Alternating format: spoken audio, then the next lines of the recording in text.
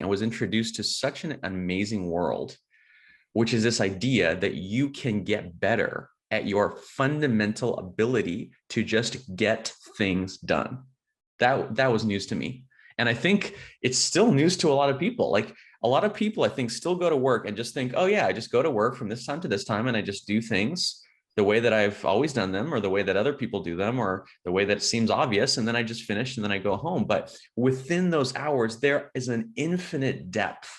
This is what I love about this field, is there's always new angles, new aspects, new, more subtle, sophisticated, more leveraged ways of completing our work.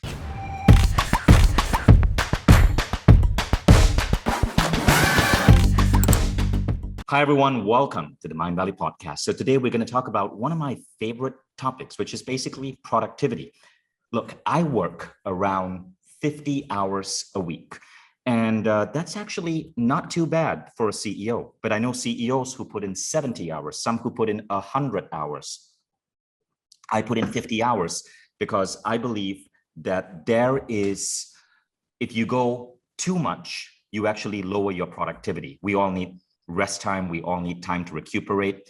But the reason I do 50 hours is also because I'm mad about productivity hacks.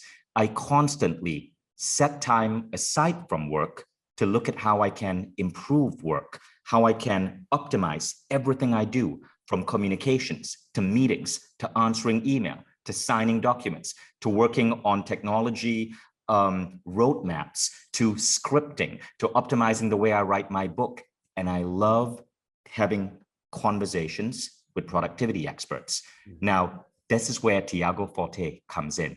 Tiago's online course, Building a Second Brain, has been taken by more than 1,000 students in 70 countries. He draws on different academic disciplines such as information science, user experience design, and so on, to help teach people how to basically optimize the amount of work they get done in any given hour. He's worked with companies such as Toyota, Genentech, Nestle, the Inter-American Development Bank, and he's been featured in the New York Times, Inc. magazine, The Atlantic, and Quartz.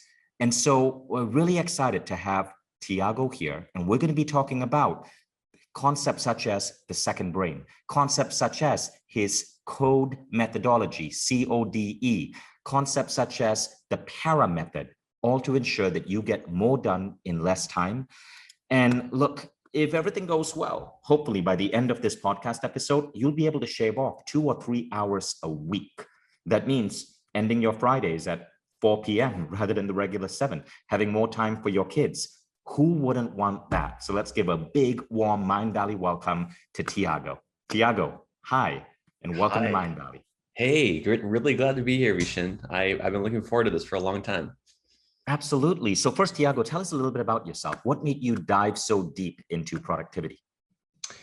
It was really going from the countryside of Eastern Ukraine, where I was a Peace Corps volunteer. The Peace Corps is a US government program that sends mostly young people as volunteers to different countries. I did it from 2009 to 2011.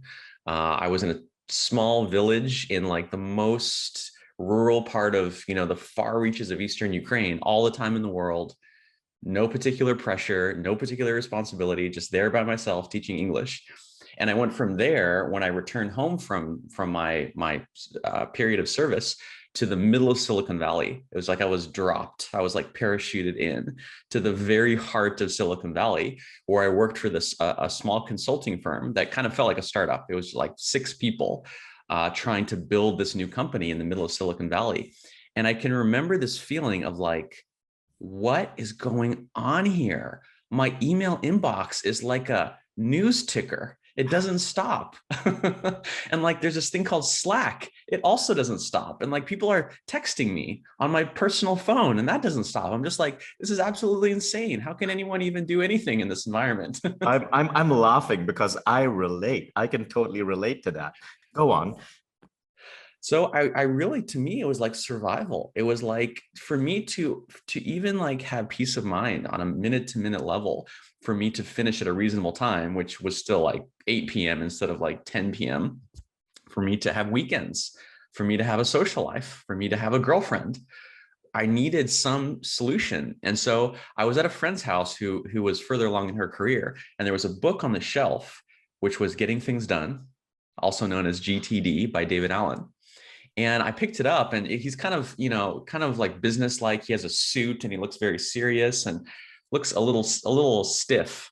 But he has this term, this is personal productivity. And I had never even heard of this term. I didn't even know that was a thing. I thought productivity was like for economists or maybe like factories, right? And I just picked up this book and started reading and was introduced to such an amazing world, which is this idea that you can get better at your fundamental ability to just get things done. That was news to me. And I think it's still news to a lot of people. Like a lot of people, I think, still go to work and just think, oh yeah, I just go to work from this time to this time and I just do things the way that I've always done them, or the way that other people do them, or the way that seems obvious. And then I just finish and then I go home. But within those hours, there is an infinite depth. This is what I love about this field, is there's always new angles, new aspects, new, more subtle, sophisticated, more leveraged ways of completing our work. I love that. Now, you called your work Building a Second Brain. What is this concept of the second brain?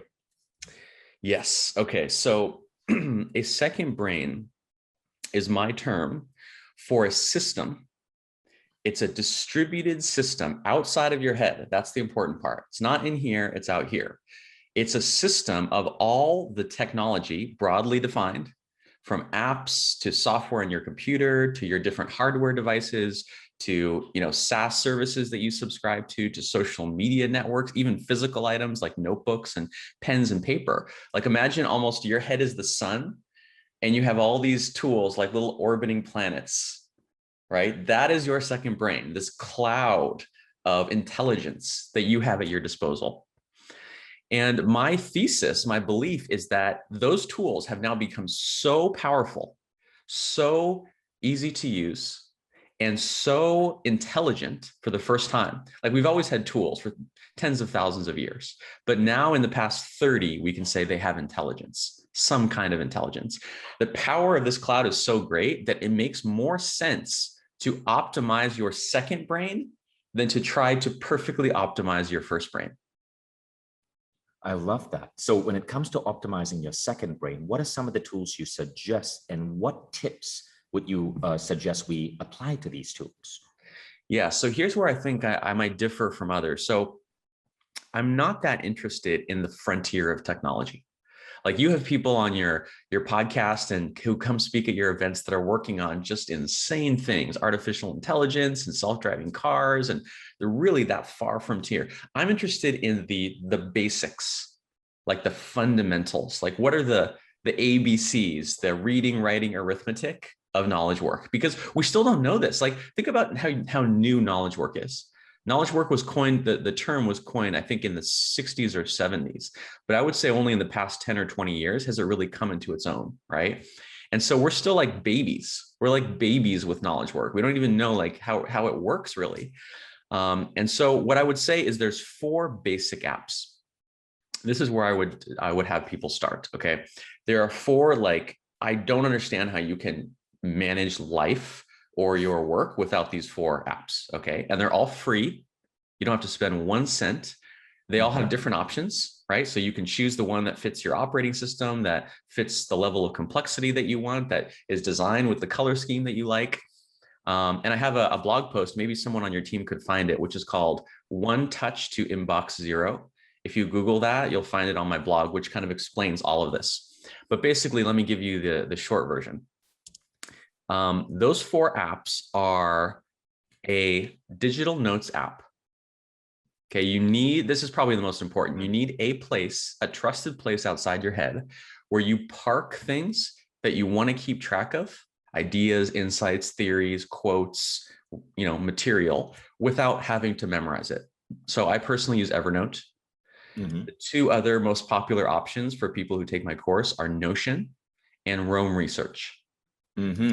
So I just want to add something there. So Mindvalley, if you're a Mindvalley member, in fact, not even if you're a Mindvalley member, because we just made this free, but check out insights.mindvalley.com. So I got fed up with Evernote because of featureitis, and I created Insights. It's Mindvalley's note-taking app. A lot of people are saying it's more powerful than Evernote because it's designed for collaborative note-taking. So if you are a Mindvalley member, definitely use Insights, because what happens is if you're doing a Mindvalley program or even attending a live call, you can directly write notes on this live call and share it with other members, and even set conditions. You can share it with members in Estonia. So let me give you an idea. Okay, so as Tiago is talking, go to insights.mindvalley.com, and you will be able to actually write a note, create an insight, and actually attach it to an object under Mindvalley. If you type in Tiago's name, you will see this conversation. This conversation will be there. You can write an insight, attach it to that object, and share notes on this conversation with other members. So I'm going to park that aside, but I'm so glad that you started with a note utility, because I'm obsessed with that. I mean, it's fundamental.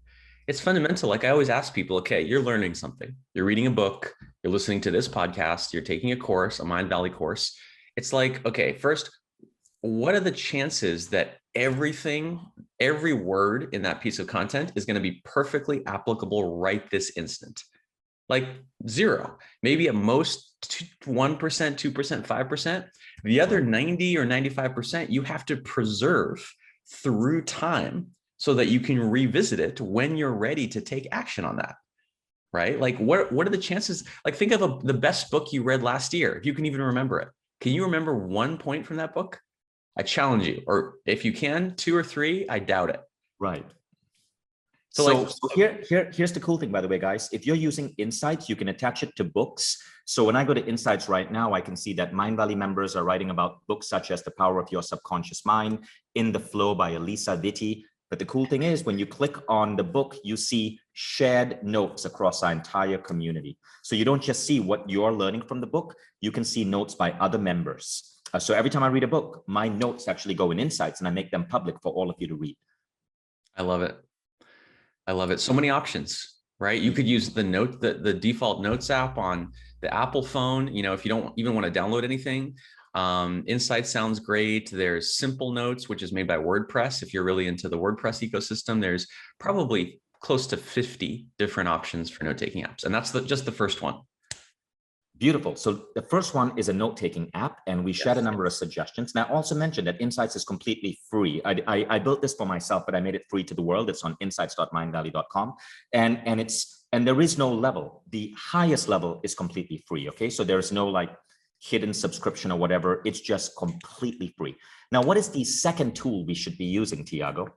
Okay. The second tool is what I call a read later app. I have a separate article called The Secret Power of Read Later Apps that someone could probably find and drop in the chat. But basically, here's the issue is the same way that you're very careful what you put in your first brain, right? You're careful about what you allow to go in there. You want good thoughts, enriching thoughts. You want wisdom, right? Not noise. You also want to be careful about what you put in your second brain. You don't just want to dump. There's something I noticed, which I call information hoarding, right? It's kind of like the house hoarders who just like pile like trash and random things and pizza boxes in their home. Some people do that with their software. They just pile like articles and books and quotes and tweets and all these things without really paying attention to it. Mm-hmm. And so what a Read Later app is, it's very simple. It's just like a little button that goes into your browser on your computer or on your phone. And every time you think you might want to read something or watch something or listen to something, but you're not sure if it's good, you're not sure if it's relevant, you click that button and it gets saved to basically a reading list. Okay, you can also have videos and audio, but think of it like a reading list. It's almost like a personalized magazine of the things that you said you want to get back to. Right. And what that does is it allows you. So in the moment, you come across this cool article, right? Like put yourself in this situation. Now, usually you think you have two choices. I can stop what I'm doing and spend 20 minutes reading this thing, or I cannot read it, but then lose it forever. Those are the two options that people think they have. But no, there's a third option, which is click that button, save it to your Read Later app. And next time you have some free time, open that thing up and you'll have this curated collection of things to consume. And there's two leading contenders, which are Instapaper and Pocket. Mhm. Instapaper and Pocket are the two most popular ones by far. I don't even actually know of any others that people use. There's one up and coming called Matter. If you're an early adopter and you want to try the cool new thing, you can also check out Matter. I love that. Those are really, really cool tips. A read later function is actually coming to insights. We built this tool to be super flexible. So when you create an insight, you can attach it to an object. You can attach it to a link, and that could be an article, and then you just tag it read later. You can attach it to a book. So if you go there and you type in my name, for example, you'll see all my books, and then you can just tag your read later note to a book. Soon you're going to be able to tag a visit later. So you can literally tag it to restaurants, to locations around the world. You can tag it to movies. So there's going to be a read later utility there as well. But that's really useful. Thank you for that tip. Of course. Yeah, those are the first two. Should we keep going? Yes, let's go on to number 3 and 4. Okay, the third one is a calendar app. And this one isn't, really specific to me. It's been widely known, but I'm still actually kind of surprised. There's some people that don't use, the classic is Google Calendar, right? Like, don't try to remember your appointments. That's like the lowest value information that you could be keeping up here. You want to deal with invites. You want to deal with appointments on your calendar. You want everything to be synced across devices. So if you're on the go and you don't know what's happening, you can just look on your phone. And so it's clear the mutual expectation. What time are we starting? Is it 7 or 7:30? How are we meeting? Is it Google Hangouts, Zoom, phone call? Are there any notes in the little notes section, right? Like, your calendar really should be one of the very first things that you get out of your brain and into software. Right. I love that. I love that. I use Google Calendar for everything. Google Calendar is definitely a really robust tool. And the fourth item? The fourth item is a task manager. A task manager. So this is the bread and butter of productivity. It's a digital to-do list, right? Like, you think your to-do list is, that little piece of paper on your desk that has 5 items. That might be the to-do list for now or for today. But if you actually take the step, and this is what GTD teaches, to do a brain dump, if you actually were to sit down, and it will probably take an hour or two, and write down everything you have to do, from big to small, from important to urgent, from short-term to long-term, every little thing you have to fix in your house, every email you have to send, every book you want to read, there would be hundreds and hundreds and hundreds. I guarantee it. Just try it. And so once you realize that, you realize little scraps of paper on my desk don't work. I need software that can organize it, that can be searched, that can be organized, reorganized, tagged, broken into categories. And this is everything I'm saying is from Getting Things Done. It's completely, taught by David Allen. But the task manager that I use and that I really love and recommend, unfortunately, it's only for Mac and iOS, is Things. It's called Things by a company called Cultured Code. I've heard of Things. Oh, yeah? I was using Things for many years. I stopped, and I'll tell you why. If you study Nureyal's program on Mindvalley, on the power of focus and becoming indistractable, he actually says, don't use a task manager. He says, schedule it in your calendar. If you have something to do, put it directly in your calendar. And he goes on to report that the most productive people don't actually use task managers. It just goes straight in their calendar. Now, that said, I do use a task manager, but very, but really simple things like remembering to collect, stuff from the laundromat. Those of you who are Mindvalley members, check out Nureyal's program, and you'll learn how to optimize between calendar and task manager. It's a really powerful idea that he presents. Tiago, have you heard of Nureyal? Totally. Yeah, I've met him. I went to his Habit Summit. Exactly. Me too. He's the master of teaching people focus and habits, and the guy that Silicon Valley trusts in terms of even like designing apps. I love Nir. Yeah, Nir's a really great writer. He has that new book called Distracted. Indistractable. Exactly. Indistractable. The official course based on that book is part of Mindvalley membership. Oh, awesome. Yeah. So those of you listening to this on the podcast, if you want to go deep into Nir's work, you can master focus and indistractability by going to mindvalley.com, becoming a member, and Nir's course is going to be available to you. Very cool. Okay, so those 4 ideas are powerful. The first is a note tool. The second is a read later tool. The third, a calendar, and the fourth, a task manager. Yes. And I'm really excited to say that Mindvalley is building a task manager into the Mindvalley system. It's going to be ready in around 12 months, and it's going to integrate with your Quest and with the new AI we're building that will help you plan your daily schedule around your health and wellness.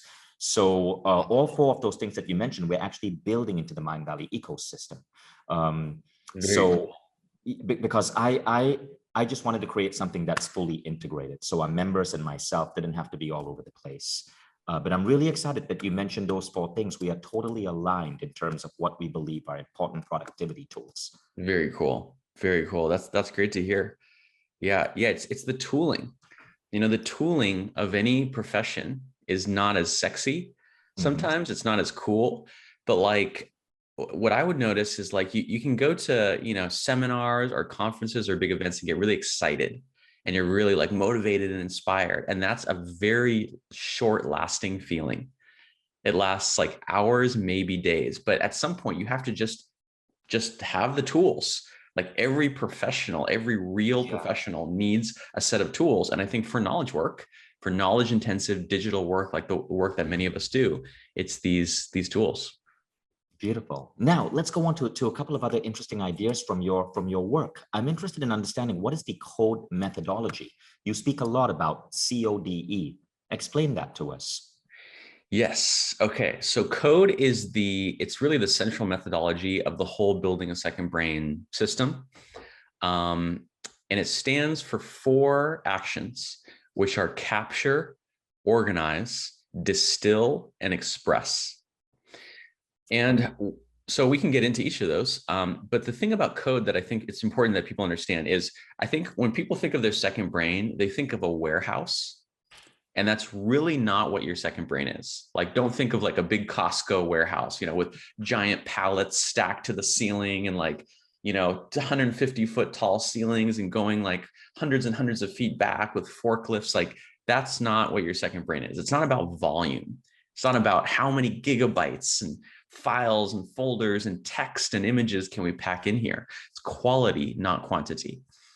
So instead of a warehouse, what I encourage people to think of their second brain as is a factory.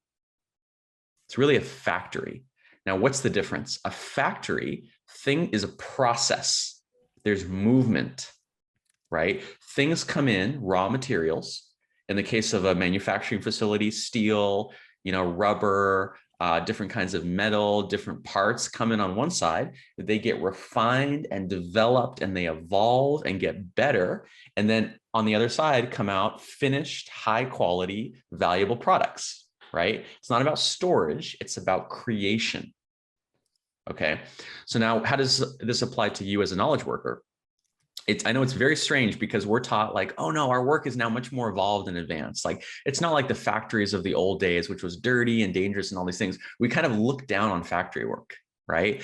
But I've had these experiences of actually going to factories, modern factories. They're not that dirty, dangerous stereotype that you think. They're incredibly clean, incredibly efficient. They have so much technology. They're very humane. They actually have a lot of protections and safety protocols and all these things.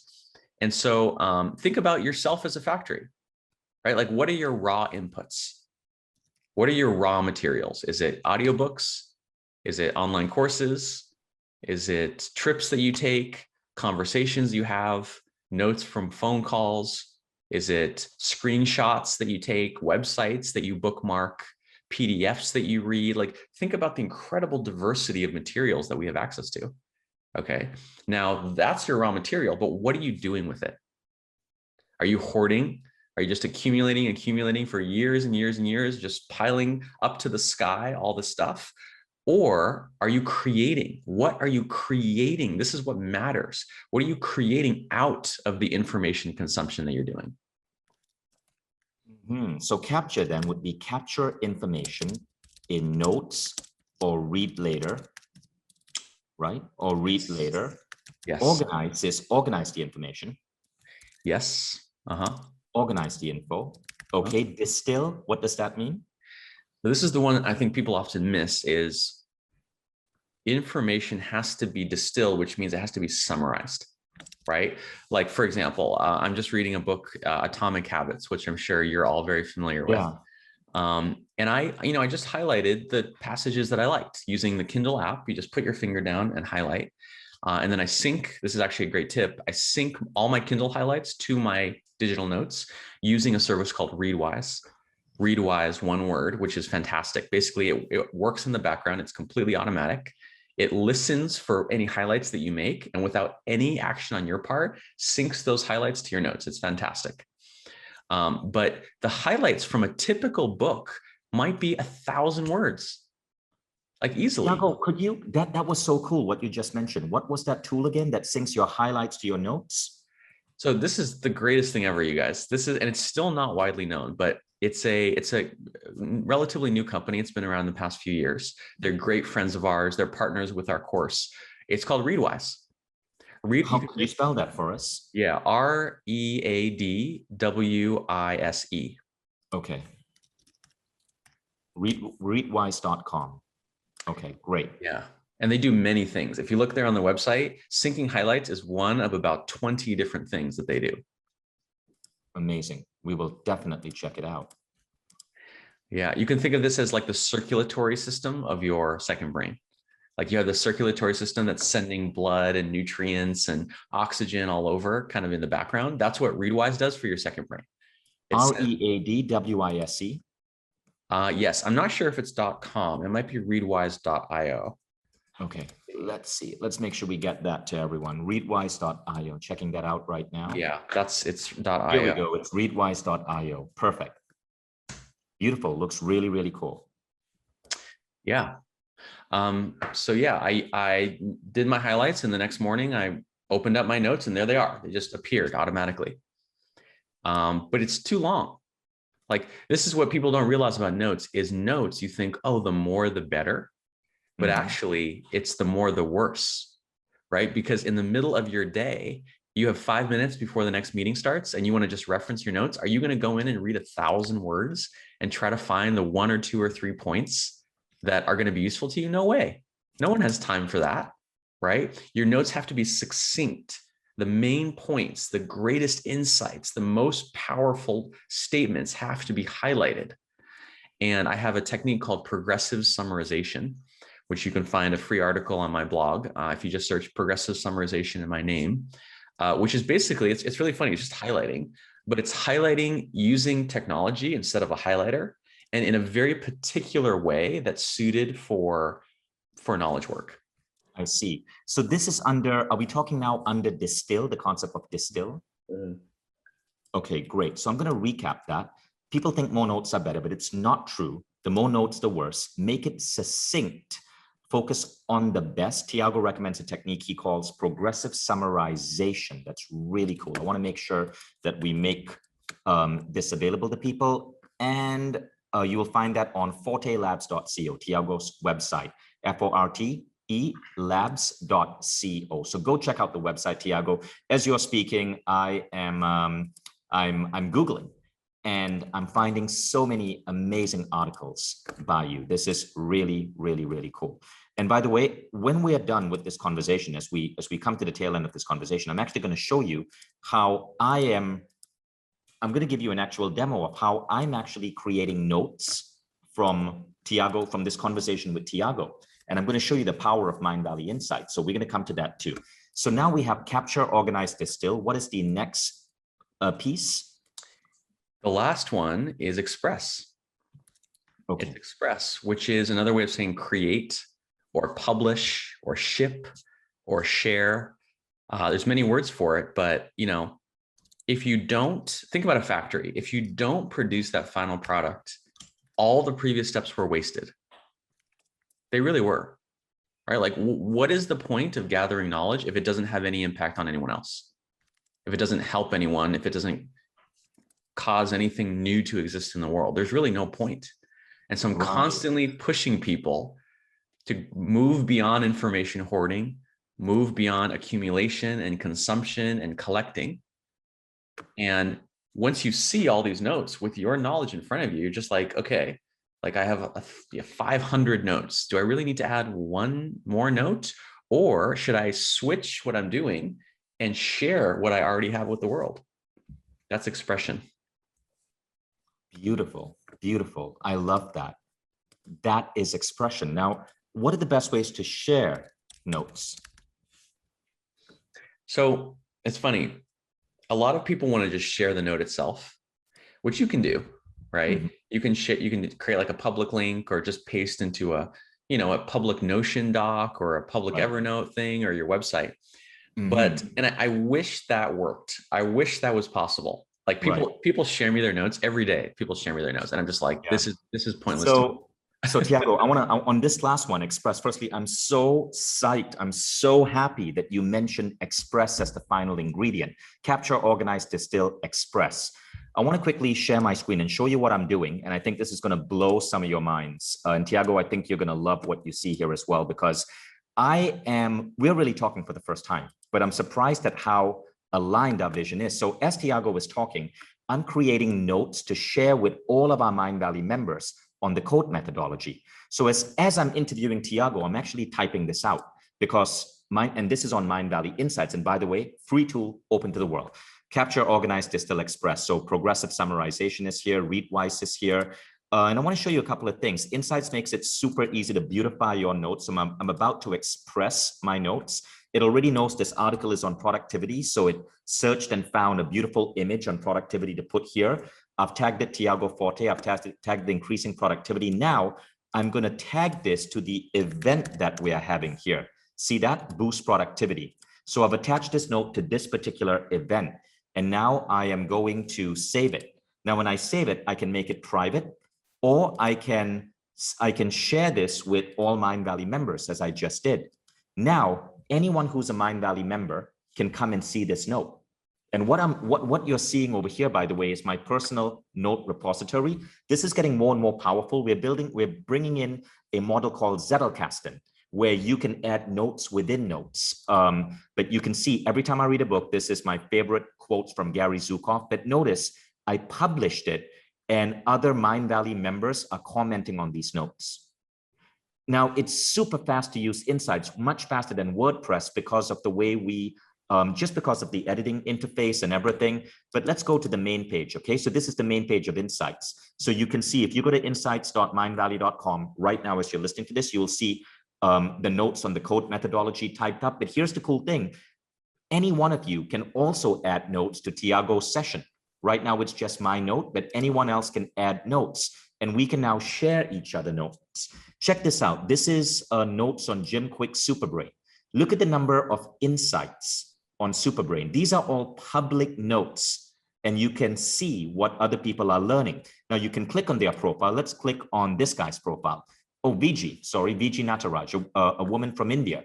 And you can see all her notes of what she's learning from Mind Valley. So this is what Tiago means by express. Now, if you're watching this on a podcast, don't worry, you may not be able to see the demo that I'm doing right now, but go to insights.mindvalley.com and you will see a beautiful note-taking utility that allows you to share notes. You can see what's hot, what's really important in the ecosystem right now. And then you can manage all of your own notes. There's some pretty cool management tools. And here we use tagging to organize your notes. When I click on immunity, for example, I can see all my notes on immunity. This one is a shopping list for boosting immunity. It was from a conversation with Dr. Daniel Amen, and I can publish this list and share it with friends. So go ahead, use Insights, tons of stuff over here. And you can see, just in the topic of resilience, there are about 151 articles/notes written by Mind Valley members around the world. So I hope you guys enjoy that. Yeah, I want to emphasize something, Vishen, which is the note that you took is a great example, because you took those notes and you organized and presented them for the consumption of others. Yes. That's the important part. If you just type random stuff and have typos and abbreviations that no one understands, and there's no headings and there's no images, you share that with someone, they're going to be like, what is this text vomit that you sent me? When you create, even from the first step of capture, from the very first step, you had other people in mind. You were making for an audience. That meant your notes were more succinct, made more sense. They had headings, they had images. That is what I encourage people to do, is create their note-taking for themselves, of course, but also for the other people that they're going to impact. Exactly. So this is what this is the whole principle here. So you know what inspired me to create this, Tiago? I What? was interviewing Naveen Jain 1 year ago. You know Naveen Jain, brilliant American entrepreneur, founded Vio, Moon Express, and he is the teacher on Mindvalley that talks about boldness. Mhm. And so Naveen said, "Oh, Vishen, you want to change education?" And I go, "Yeah." And he's like, think bigger. Don't put people in a classroom. Teach people how to subscribe to each other's brains. So as I get smarter, you can get smarter. You can subscribe to my brain. And so we started making this one of our goals. Soon, I'd say it's about 18 months away. Insights is going to evolve further. And any of you can allow people to subscribe to your brain. So as you learn, they learn as well. And we're still working on some of the AI and the algorithms behind it, but it's getting pretty powerful. Amazing. I love it. It's a very cool thing you're doing to accompany your content. Thank you. Now let's go on. I want to make sure that I give credit where it's due. I want to make sure that people also know where to find you, Tiago. So Tiago's website is fortelabs.co, fortelabs.co. And Tiago's written a number of books. You can check them out, and you can download a free sample on Amazon Kindle. The names of his books are Ways of Knowing, The Heart is the Bottleneck, Extend Your Mind, and Design Your Work. So type in Tiago Forte on Amazon Kindle, on Amazon.com, and you can download a sample of these books. And Tiago, for the purpose of productivity, which book do you suggest people start with? I would start with Design Your Work. It's Okay, really Design Your Work. Great. like the beginning. It's like the fundamentals, especially if you're just getting started with this. I would say that one. Amazing. We will definitely check that out. Now, the next question is on the PARA method. While we still have time, what is the PARA method? Yeah, para is my method for organizing. In the O of code, what I teach is the para method. And it's probably the thing I'm most known for. It's definitely the top post on my blog. You can also find a guide to para on my website. And para is really a way of organizing information, not based on its subject or topic. Okay, so usually when people think, oh, I'm going to organize information, I think they tend to think of a library. Okay, how does a library organize? By subject, right? Like from A to Z, they'll start with architecture, and then under architecture will be modern architecture, traditional architecture, Roman architecture, and then under Roman architecture will be Corinthian columns, Gothic columns, like more and more specific. It's basically a big hierarchy. It's a big tree, right? And so when people think, oh, I'm gonna organize my information like that, then they start creating subjects: psychology, creativity, interior design, productivity, reading, history, and which is so natural. It's so kind of, you would think, that's the most natural way to organize information, but it's not. It's really not. And I'll tell you why. Okay. Now, Tiago, I want to do something a little bit meta here. Okay. As you are teaching the para method, I'm going to share my screen, and the audience is going to see how I'm organizing your wisdom for my own brain, and I'm building a second brain. Okay. Cool. So what you're seeing over here is what I'm typing out on Insights. Okay, Tiago, continue.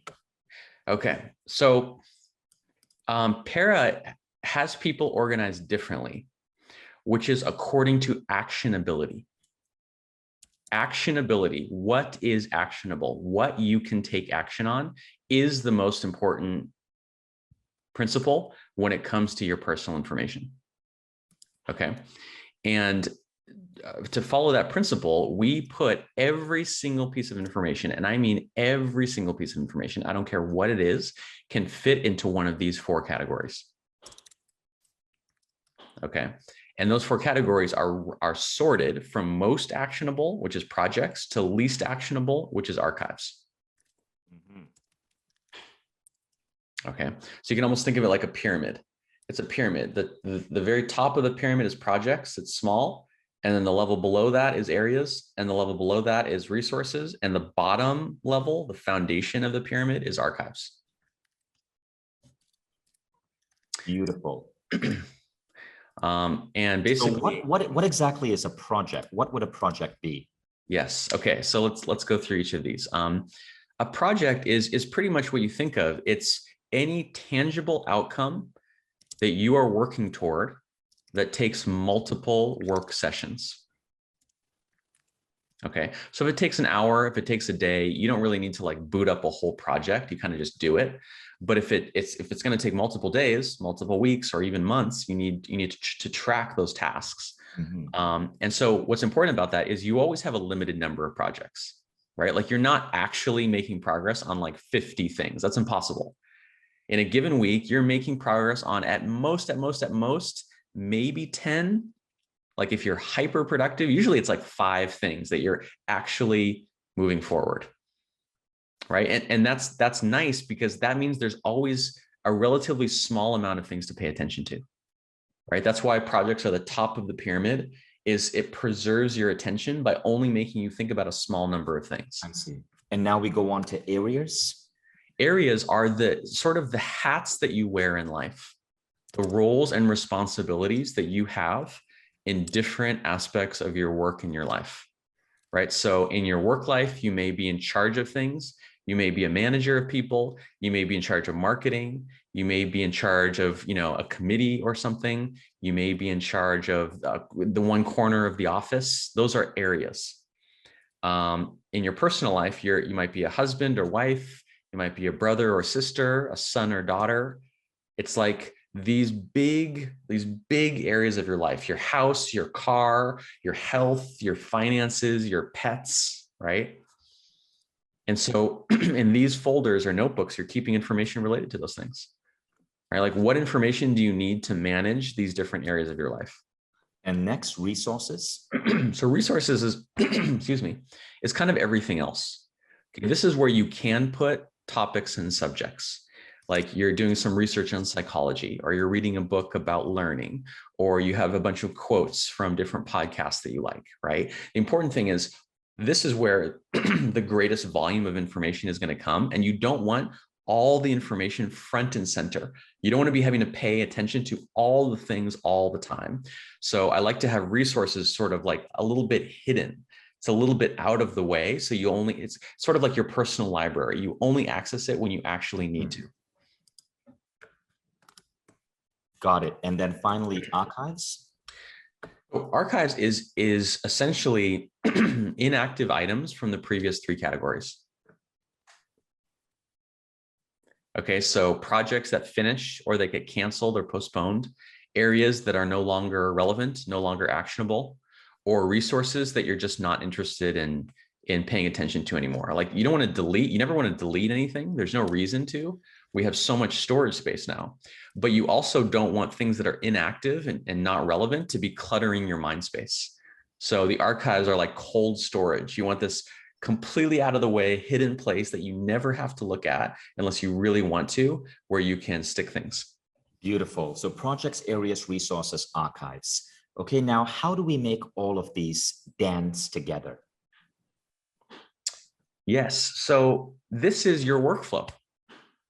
These 4 categories are the way that information moves. Think about it. On a day-to-day basis, what are you most engaged with? Your projects, right? That's where information tends to come in. You take on a new project and you gather some information, some notes about it. Then if you like that project, or if it goes well, or you want to do more of it, what happens? It becomes an area. So things get promoted. They get transitioned into an area. Okay. An area sometimes no longer becomes active. It's not something you're responsible for. So it becomes a resource. So basically, this is what it is really hard for people to get their head around sometimes. When you have a piece of information, a note, let's say you take a note on a book that you read, there's no right place for that piece of information. Right. There is no single, correct, perfect, for all time, right place to put that. It depends on what it means to you. It depends completely on what it means to you.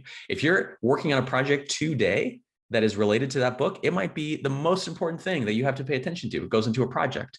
But if it's just like a random book you're reading on some topic that you're just curious about, don't put that in your projects. Put that in resources.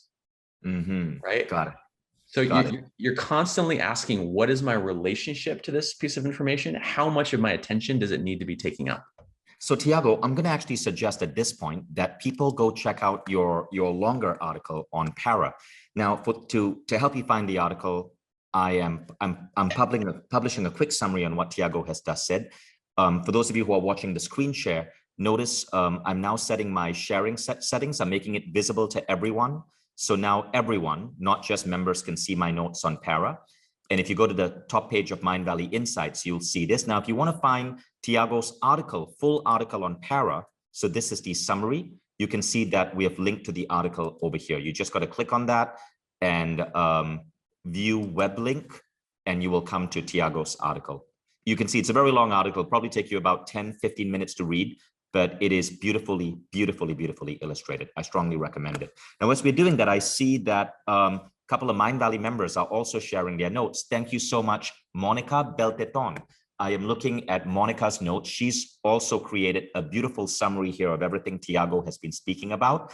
And Monica published her notes on Mindvalley Insights. Monica chose to just share the notes with members. So you can see if you're a member, it'll be visible to you. But if you felt that there was a lot in this call, don't worry. Thank you, Monica. Everything has been captured.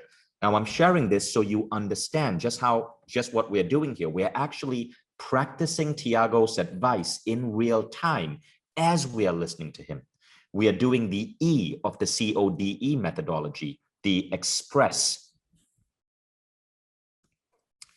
Now, as we come to the tail end, let's take some questions from the audience. So the first question is from Hillary Wilmer. And Hillary asked, Tiago, do you have any tips to help us with the feeling of overwhelm with the vast amount of things that we need to organize? Yeah, I do. I think the key to that is really focusing on making things.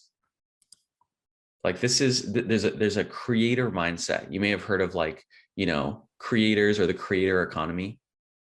When you approach the internet from the perspective of a consumer, you'll instantly get overwhelmed because it's like there's way too much to consume. You'll never get to the end of it. You'll never get to even 1% of 1% of it.